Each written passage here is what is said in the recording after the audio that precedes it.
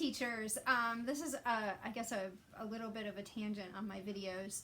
I really wanted to write a blog post, but I'm also teaching a full schedule through all of this. So in interest of time, I'm going to do a video about my recital in a box. So I know I posted some pictures and I've had some questions and I've tried to link things. So I thought I would just do a quick video, go over it in a little bit more detail to kind of answer any other questions or to give this information to people who haven't seen it yet. And I will try in the comments of the video to link to some of the documents and things that I use so that you can find those and create your own. So I've been teaching online for a few years now, so sending care packages to my students has been something that I've done for other things, and it's been kind of a fun thing. So kind of last minute, I thought, you know, there's all this advertising about different things in a box, parties in a box, and I can't even, there's Bark Box, and there's, I don't know, I always see these things coming through Facebook about things in a box. So this really isn't in a box. I just liked how that sounded, which is why mine says Recital in a Box or an envelope, because boxes would be expensive to send. And then I would have to go to the store and buy the boxes. So if I had boxes and could fill them with foodstuffs and all sorts of things, if I had those accessible to me right now, I would love to do that. So some of you might be able to do that, and I think that would be great. Then you would have a true box. But with the supplies I had handy and just the cost of shipping, I decided to go with the Recital in a Box, or in an envelope.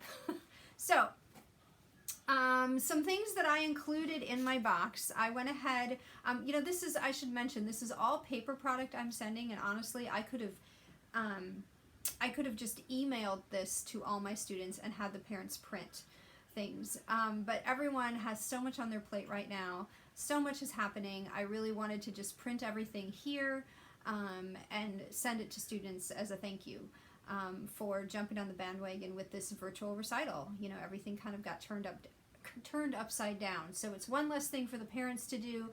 I wanted to be sure some things were printed in color. I wanted some things on cardstock. I wanted things printed a certain way. So it was easier for me to print everything and send it. So that was sort of the inspiration behind all of this.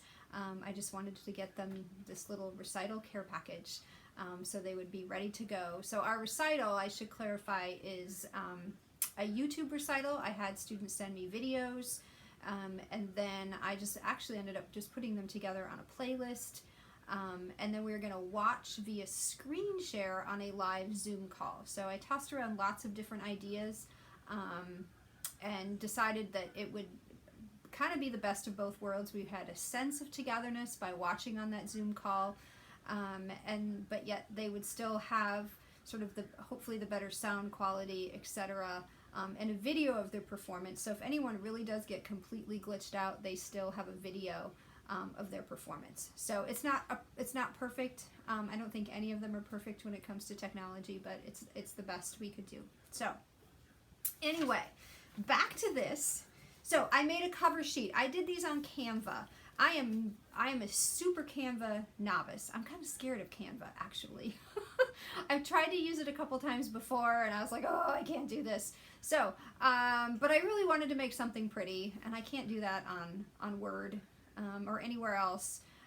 So I went on Canva and just tried to keep things really simple. So I have a free account. That's all I have. I don't pay for anything premium yet. And I also wanted to keep things simple because I didn't want to max out my color ink on my printer. So I grabbed this image. I wish I could, I'm not the one to give Canva tutorials, but trust me, if I can figure it out, I know you can all figure it out. So, and what's the worst that can happen if you can't figure it out? You just don't have a cover sheet, right? So the computer won't blow up or anything. Haha. So I went and grabbed this free image. You can type in the search bar music, and all these music images comes up. And I think there's ones with little crowns on them, and those are premiums or pro or whatever it's called. So this was a free one. It was kind of like a grayish color, and I dragged it over to my document. And then there's a place where you can just add a splash of color. So there's my splash of color. And then these are just all text boxes. Now this was I think this was like a sale ad or something. They have different kind of finished out texts that you'll see when you go there that you can use. And I think, I don't know, this said something about a sale and everything was 50% off, and I just, it was something in a box and I can't remember. But I just put sale, or I put recital, sorry, it said sale. I put recital in a box and just edited that out and kind of sized it. And then where it was said 50% off, I just put or an envelope. And then I just added a text box here.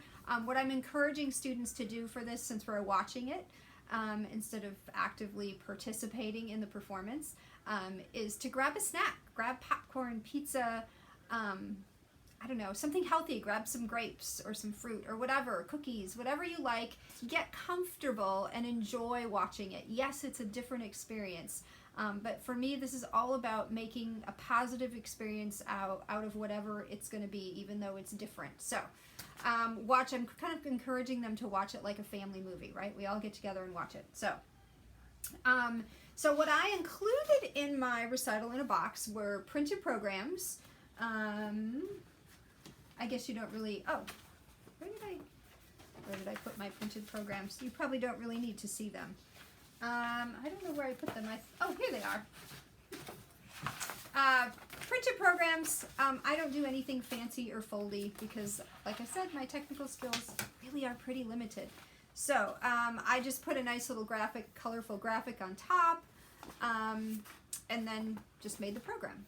So I had 2 programs, a 2 o'clock and a 4 o'clock. And so in my families that just have 1 student, I usually put just two programs, thinking that, people can share. If they really want more, they can make copies of more. And then in my families that have multiple students, siblings performing 2 and 3, I put in 3 and 4 programs so they can kind of disperse them. Especially the families that had siblings, I made sure to include enough for the siblings so siblings aren't fighting over programs. So anyway, so that's what I did there as far as how many programs to include. I also did email them the programs and told them not to print because I told them these things would be coming in the mail. But I did that so if they wanted to forward the programs, I just did save them as PDFs. So if they wanted to forward the program to anyone else who they were going to invite to jump in on the Zoom call, their guests would also be able to print a program. So that's a really important thing to do as well. If you're doing, I guess, if you're doing a live sort of virtual thing, or if you want them to have a program. So the other thing that I included were compliment cards. I know that these have been around for a while, and I've always been meaning to do them, and I've never done them, and I thought, what greater opportunity than with a YouTube recital to sort of keep them engaged and active so they don't get that sort of blank screen stare over. So these are free. These were a Compose Create Wendy Stevens blog post, and these are done by Suzanne Hong. And I love them because they're black and white. I know that I have some students who might color them, and that will be fun for them, but I sent enough for each student to be able to do 1 per student. And then what I'm going to have parents do is either scan and email them back to me, or just take a picture and email them back to me, and then I can cut them up and disperse them, and they'll get another care package a little bit after the recital. So, and I just went over with students in lessons about saying positive things about each other, or about each other's playing, that it doesn't, I'm not grading on grammar, they don't have to write a paragraph. Someone asked me if they could draw a thumbs up emoji, and I'm like, you know what, you could do that. That would probably make students happy. So I encourage them just to say something just really simple, because we haven't spent a lot of time talking about compliment cards. So I told them to imagine, what they would enjoy hearing about their playing, so don't write anything that you wouldn't want to hear yourself, to keep it away from anything negative. And of course I had siblings that were like, do we have to say something nice about my sister? And I said, yes, you do. So that will be interesting to have siblings write compliment cards for each other. So I'll do an update and let you know how that went. So they have these to kind of keep them engaged through each video, and of course I told them they don't have to fill one out for themselves. Haha, they thought that was funny. And I will link in the comments where I found these. So it's in one of those Compose Create posts on compliment cards. And there are a few different designs. This is just the one I chose, so you'll see several there.